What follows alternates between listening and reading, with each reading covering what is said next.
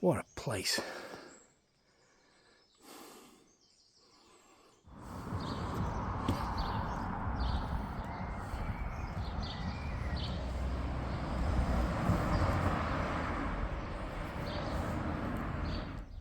Hey up! Morning. I'm taking you on an adventure this morning. It's the 21st, Saturday the 21st, it's midsummer, and before I start I'd like to give a thank you to two of the channel's greatest supporters. That's TX Magidude and Dragon Sage. This one's for you, lads. We have only to follow the thread of the hero path, and where we had thought to find an abomination, we shall find a god. And where we had thought to slay another, we shall slay ourselves. Where we had thought to travel outward, we will come to the centre of our own existence. And where we had thought to be alone, we will be with all the world.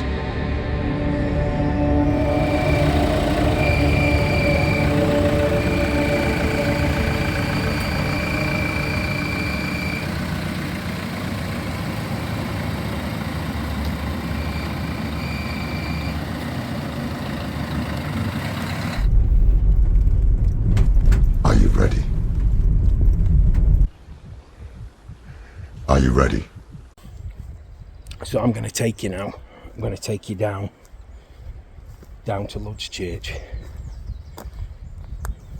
following the directions that are actually in the poem. I'm going to switch you around. We've got to get up there because it starts at the top of a high hill.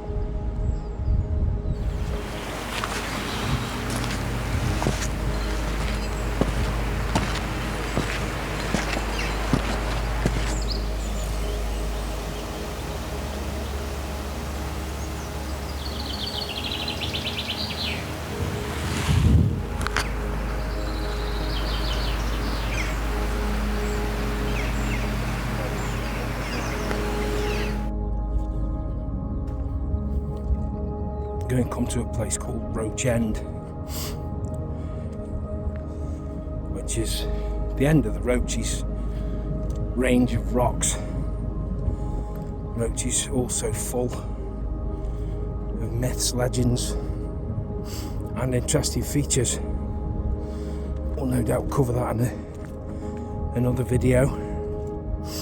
Right, there's the valley and we're heading down towards what is the road, which is the access for Roach End Farm. Actually, you can get to Lud's Church if you follow this road, but it's really quite a slog. It's about a 7 or 8 kilometre slog to get to that way. The way I'm going down into the valley, I think it's about, I don't know, a 500 foot drop within about a quarter of a mile. It's really steep. And then in the poem it says at the bottom of the valley, look left. So that's what we'll do. And then we have to travel through the woods. Right. Some signage here. That's for Gradbach and Danebridge. And then out that way we've got Lud's Church and Swaddling. If you go that way, I'm going to go down the difficult way. I'm following Gawain's. Fitting through there with my bag. Yeah, so I'm following the journey of our heroic knight and going down the difficult way. So he'd have been coming down on his horse Gringalot.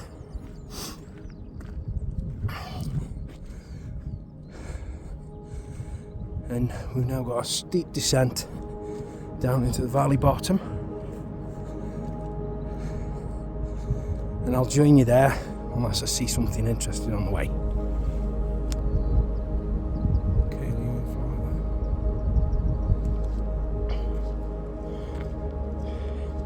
I don't think I'm going to enjoy the trip back up. It's really steep. I think the first time I came down here,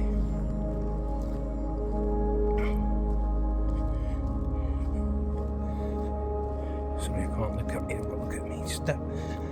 Yeah, it was when I was at school and we came picking mushrooms in the autumn. I still come up here. Pheasants. I still come up here in the autumn picking mushrooms to this day, especially the magic ones.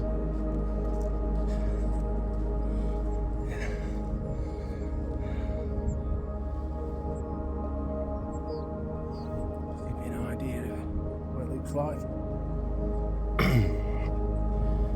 Yeah, but this is really quite a steep ascent. Wouldn't like to do this on a horse.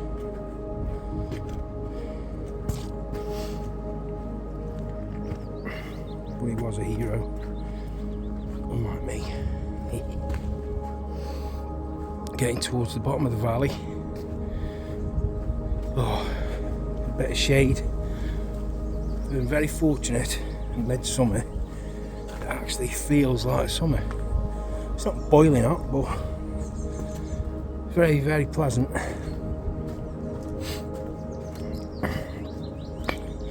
See all the root faceted rocks, and it's quite picturesque. Larch there. I think we're going to be in the darkness of the trees in a minute.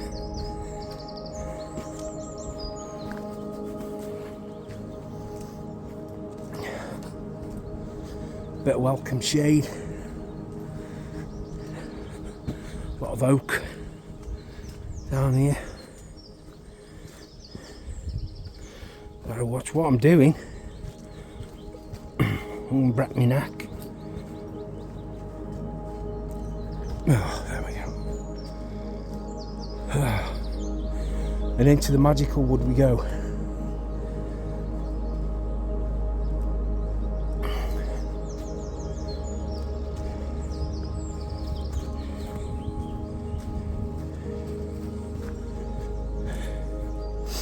As soon as you walk in, it's magical. You can hear his bird song.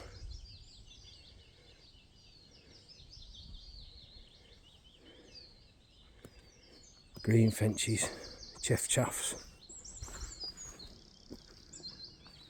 wren there.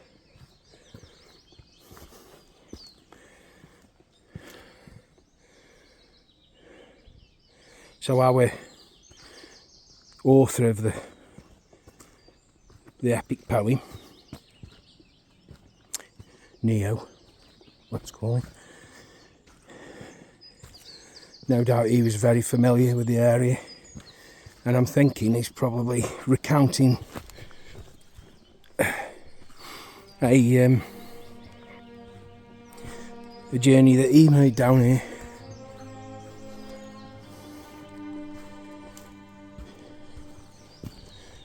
And was probably inspired by, because it's all about the inspiration. Let's just look right around there, give you an idea. Very magical, very ancient. It feels ancient. There's big oaks, a bit of birch, some beech, and it's incredibly steep. I don't think the camera does it justice how steep it is.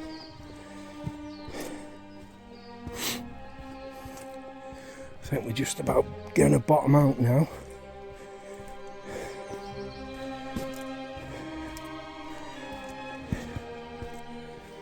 So down into the valley, when you get to the bottom, look to the left.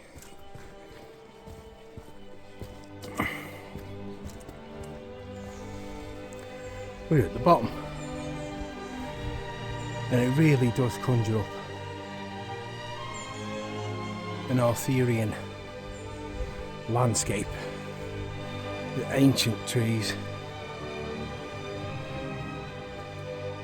Now we've got a sign there. Then look, it should say Lodge Church on it.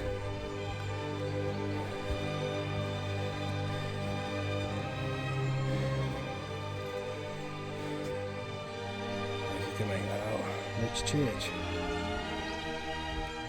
And we're looking left. That's absolutely amazing. What a perfect day for this. Ride down this path, along that rocky bank, till you reach the bottom of this forbidding valley. Then look up a little among the trees at your left hand, and there, along the valley, you will see the green chapel. Right, to Lodge Church we go. Following the route that Gawain was supposed to have taken, and no doubt the author took at some point. This is interesting. It's got a ridge of roots.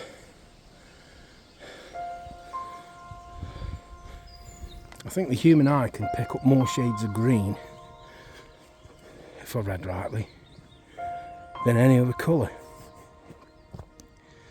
Obviously we used to be immersed in it, not like today, you know, with the urban sprawl build up. This is absolutely magical.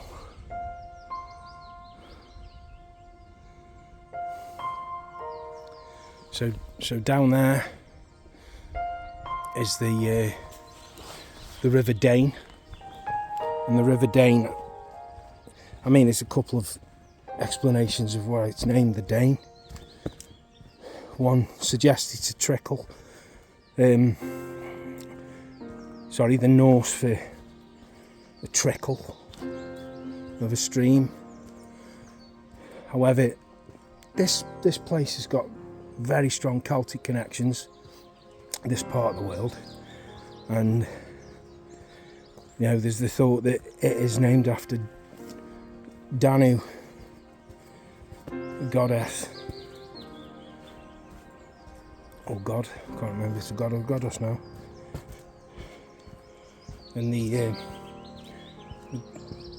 the chief amongst the Tuatha Danann in an Irish, call it mythology, but I think they would insist that it's real, which I'm not doubting them. When you come to places like this, the old gods really are here. They're with you, you know. Oh, I've just got a shiver. I think it's a breeze. But I don't know, it's a sort of language without words. Does that sound a bit crap, poetic? I don't know. No wonder the stories that come out of these places. Well, there we go, we've got a bit of holly there. Remember, the Green Knight was brandishing a holly bough above his head. I think there's the idea that the old foresters, they used to purposefully plant holly along with oak to protect the young oak trees as they were growing from the game, deer, browsing animals, things like that. But you know, our author, Nemo, he would have known of all this. I think hunting back then, it was like the major pursuit, certainly of the aristocracy and the worthies of the time. Now we've been industrialised for too long and lost connections with all this majesty. There's a peek through the trees there at the other side of the valley.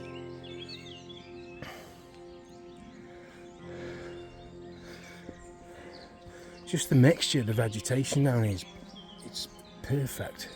No wonder Hollywood make films about this stuff.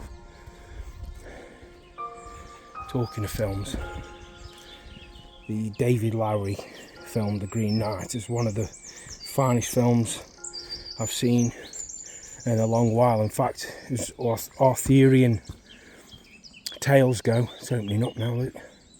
As Arthurian tales go, I think it's probably the best. I mean, I have got some affection for films like Excalibur, and I mean, The Sword of the Valiant's not amazing, but it's got James Bond in. James Bond is the Green Knight. Yeah, but this, I think the 2021 A24 film that's free to watch on Prime, I must have seen it probably 7 or 8 times already. I know I'm going to watch it again. I find something in it every time I watch it. You know, looking for the, sounds a bit pompous, but looking for the meaning in it. I just think he did a magical job. It's like it's got an otherness to it that most of the other films haven't. They're more based on the swashbuckling. You know, obviously Excalibur looks exquisite. Some of the acting's a bit cheesy. But the 2021 film, The Green Knight, I don't know, it's got that sense of magic and surreal sort of things going on. It's wonderful.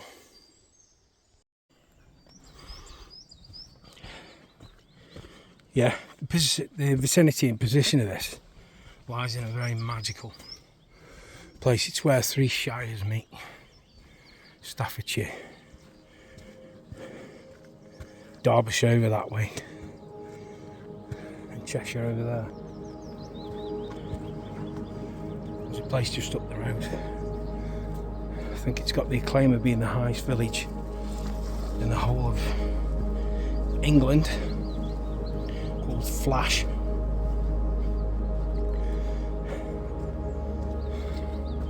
Just turn you around. Just love how these roots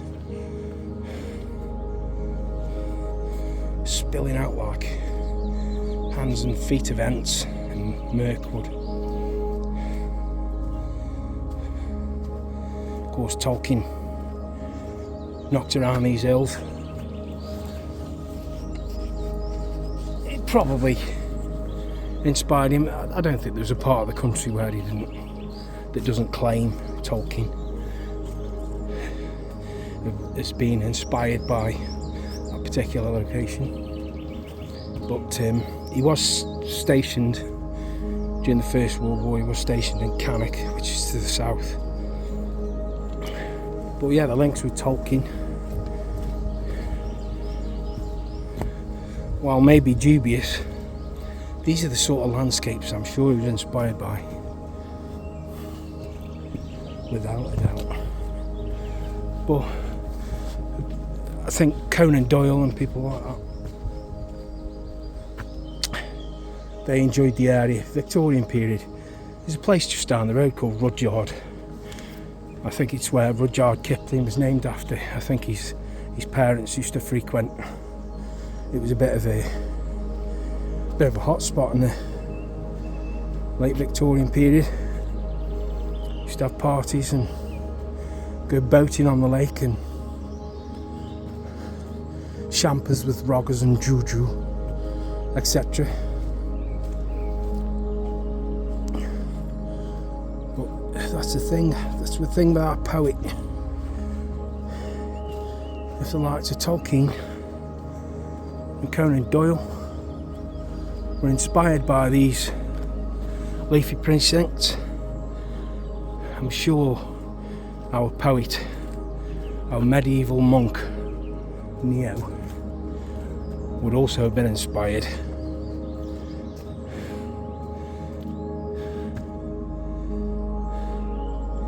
Beautiful light at the moment. So I've been walking for about a mile now, I'd say. I think we're not too far away now.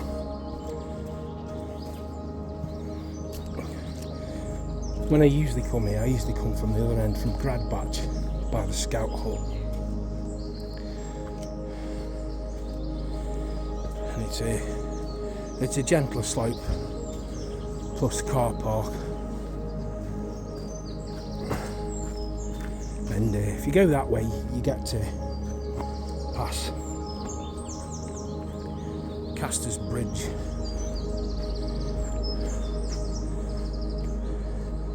The reason I mention it is in the poem, when Gawain sort of reaches the mouth of the green chapel, he hears what sounds like axes or swords being sharpened.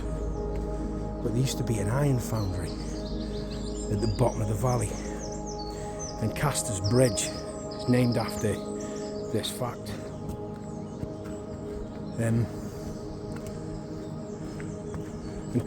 Caster's Bridge is named after the memory of this, and you can find actually in the shallower parts of the Dane there, you can actually find, the Black Brook, which runs into the Dane. You can find lumps of slag, iron slag and stuff.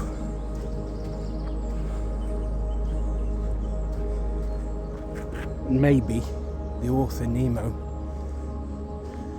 that's where he gained the inspiration for it, hearing that sound and then thinking, oh, that could be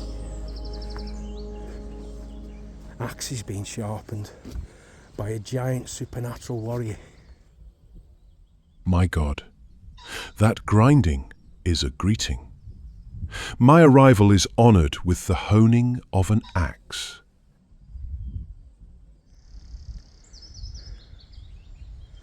There's a little house down there, just down here.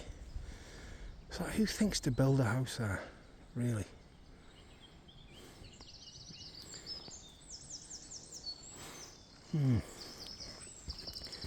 Absolutely stunning.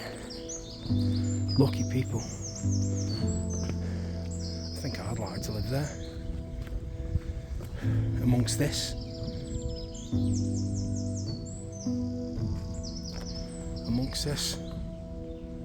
Absolutely epic place.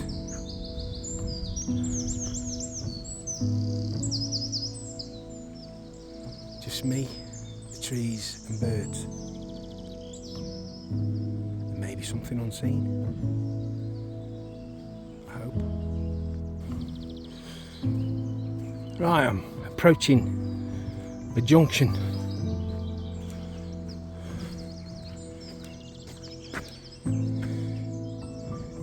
Decisions. Now, what we'll do is we'll take the left-hand path, which will take us to Lodge Church. Choose the left-hand path. I'm sure many of you do, even in life.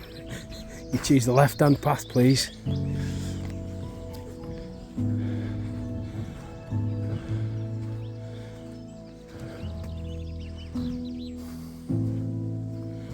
Right, we've got another waymarker.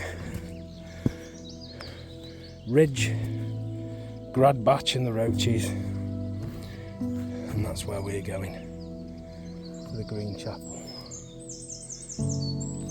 And the national parks are very kindly put duck boards in, sort of spoils it a bit. But I think what was happening, this place was, this area was flooded out a lot of the time, very marshy. And people were taking routes through the woods and eroding even more pathways, obviously causing instability. So I suppose to protect the landscape around here, it's not too bad of an idea. However, it sort of takes you out of the place a little bit. It's a bit jarring on the senses. But you can't have it all, can you?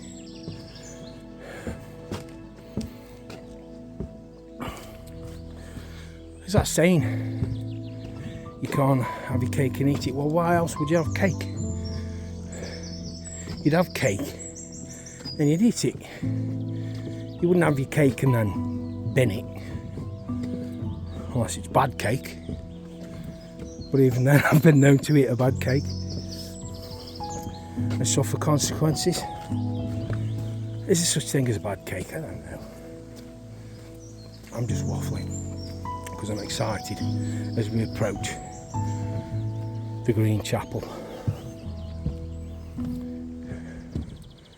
which is just a couple of 100 yards ahead of us now. Right, ladies and gentlemen,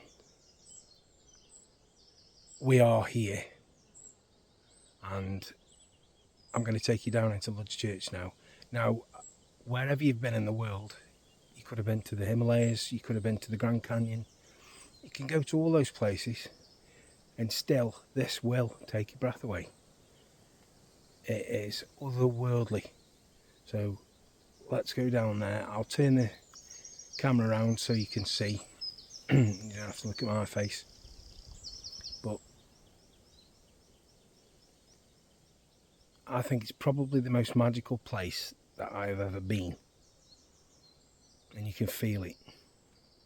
So let's take you down.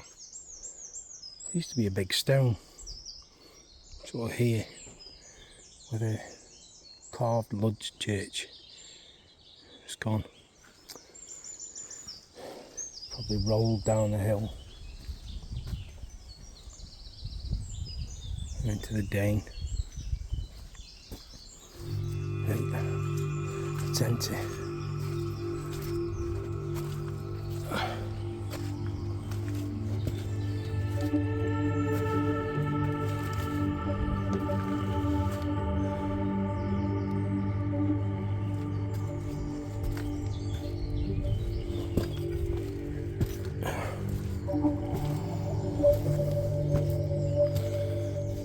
Already it's cooler.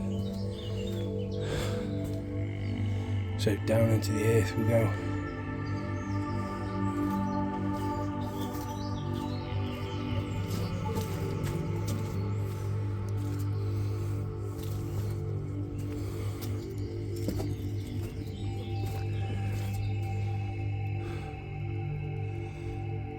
Just ferns everywhere. Moss.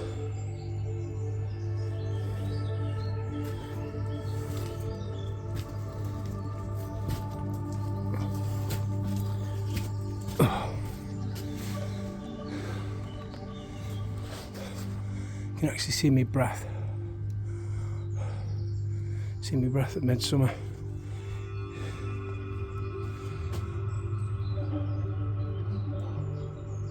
Don't know if you can see that. It's so cool down here. It's wonderful. Spectacular.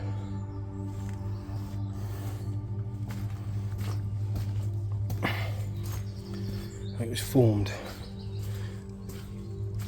by a rock slide.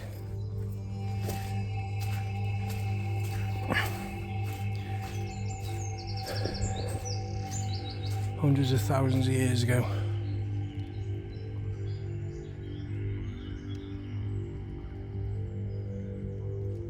Something moving in the foliage. Already seen a mouse. That's birds. There used to be a ship's figurehead that was placed high up on the rocks by Lord of the Manor, Brocklehurst, when he used to bring parties of illustrious guests, basically showing off what he'd got. Why not?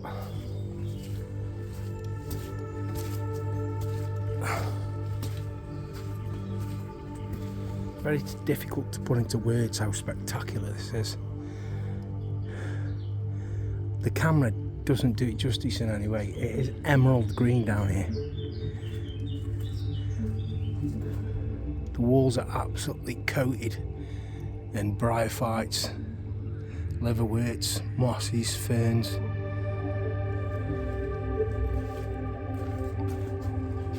Those shamrocks. That's what they call apple mint or something. Oh, I can't remember the name of it.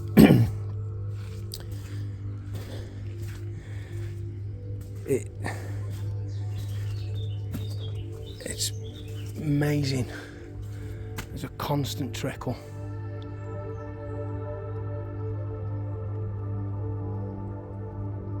And the roof.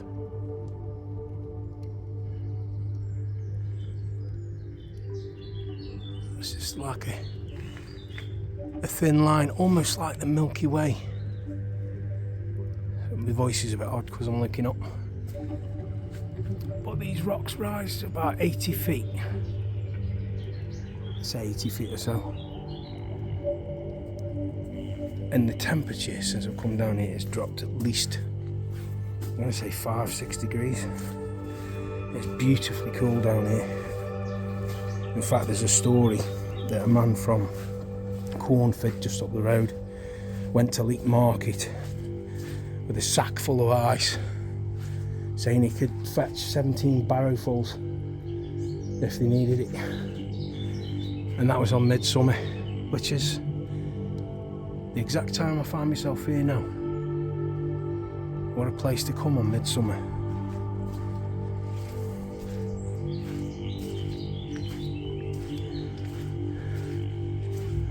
So this is where our hero Gawain came and met the Green Knight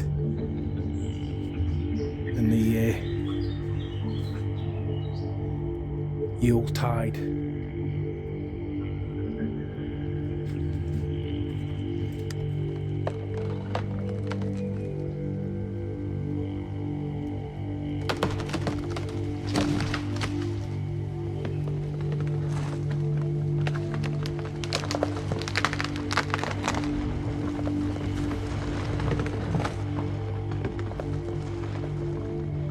You came. Good sir, is it Christmas?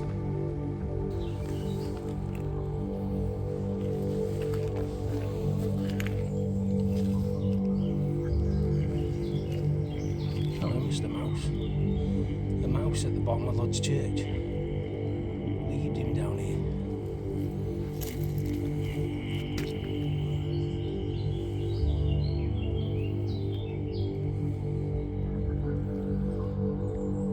Is that a magical mouse?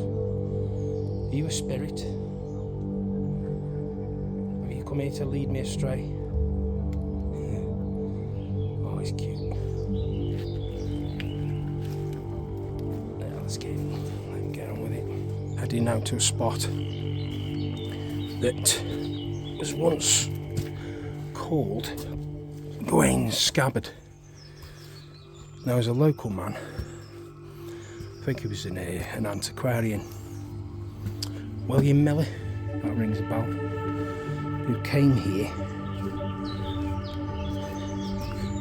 and entered this small offshoot here.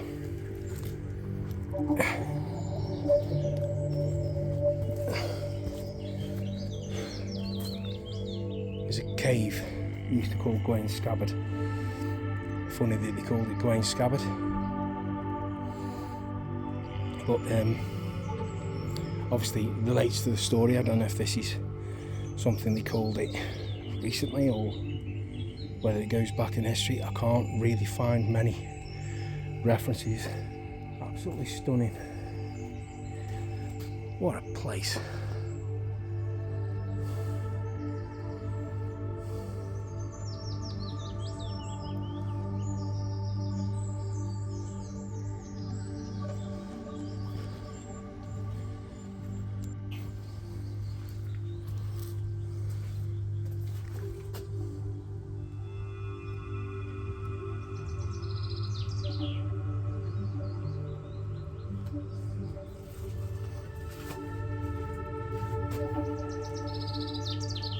There he is,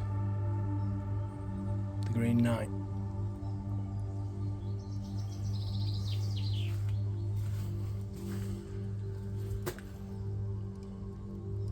and a crucifix carved. However, some may suggest that this was the church who maybe thought they were sanctifying the place. I don't know.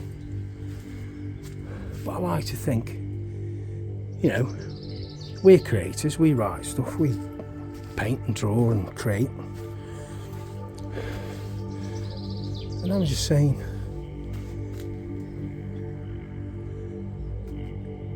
it's the sort of thing that would inspire me to write a poem about a Green Knight. Why not our monk at Dieulacres Abbey? Let's get a bit closer.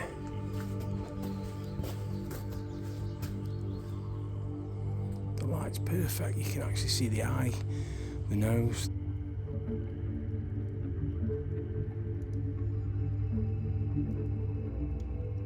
The mouth.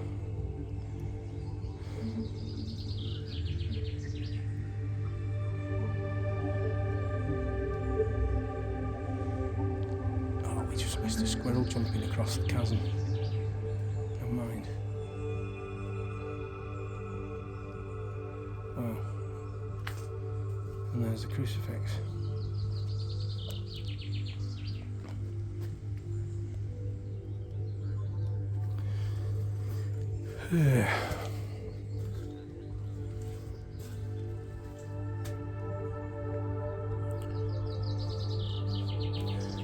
Right.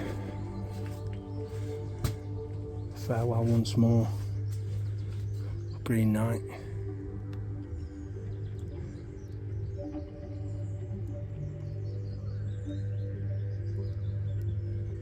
I feel suitably re-enchanted. Then kneel, and we shall complete our game. Off with your head.